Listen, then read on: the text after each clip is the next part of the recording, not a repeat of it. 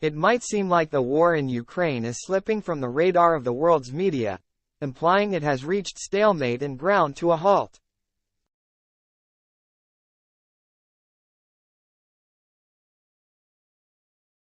But behind the headlines, both sides are extremely active. Russia's early spring offensive, designed to preempt Ukraine's own Western-supported offensive, has rapidly run out of steam, and by any military metric has been an abject failure.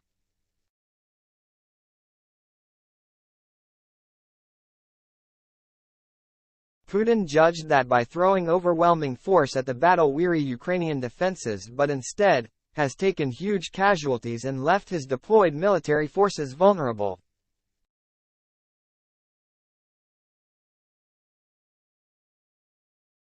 Now is the time for Ukraine to take full advantage of Russian exhaustion and, arguably, the stage is set for a potentially decisive phase of the war.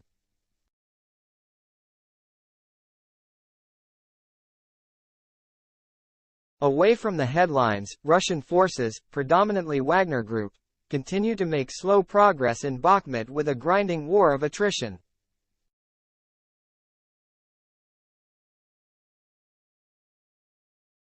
The fall of Bakhmut looks increasingly inevitable.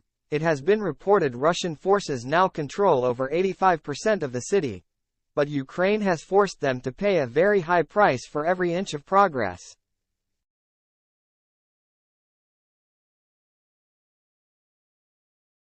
Moscow remains focused on securing the Donbass, and to the north in Luhansk, forces have not conducted offensive operations in many sectors for some time and appear to be consolidating their positions.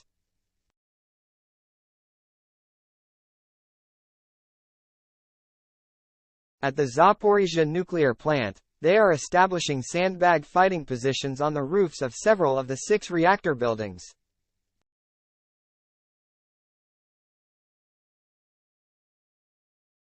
Such moves dramatically increase the chances of damage to the plant's safety systems than if fighting takes place around the site, although catastrophic damage to the reactors is unlikely because the structures are very heavily reinforced.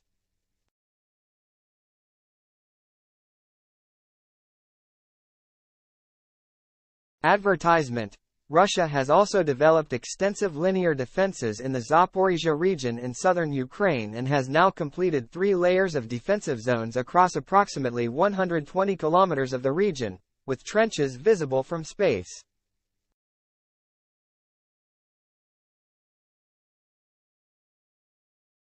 Extensive use of dragon's teeth, square pyramidal anti-tank obstacles of reinforced concrete first used during World War II to impede the movement of tanks and mechanized infantry, completes the defensive lines.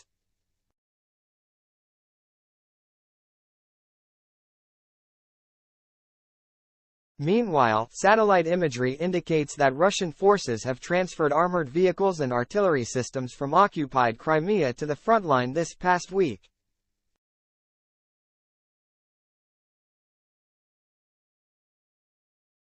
The Ukrainians have also been busy. Around Kherson, there are increasing reports of several Ukrainian beachheads on the eastern bank of the Dnipro River.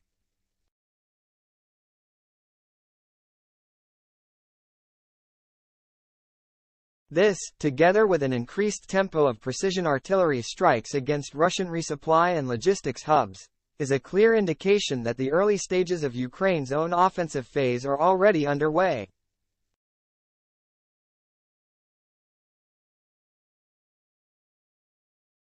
Western main battle tanks, Leopard 2, Challenge 2 and Abrams, continue to flow into Ukraine to be matched to trained Ukrainian crews, with NATO recently stating that more than 98% of the combat vehicles promised to Ukraine have been delivered.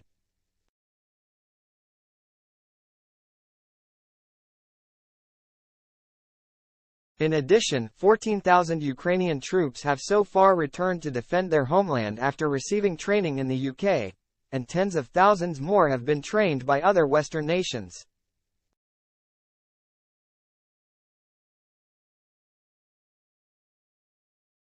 These are not the actions of a war at stalemate. Both sides are preparing for the next round of brutal warfare.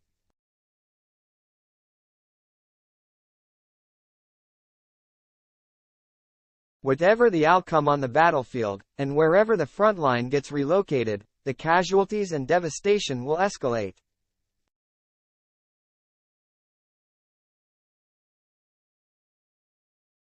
Eventually, this will stop, but notwithstanding the apparent lull in the fighting, a storm is coming.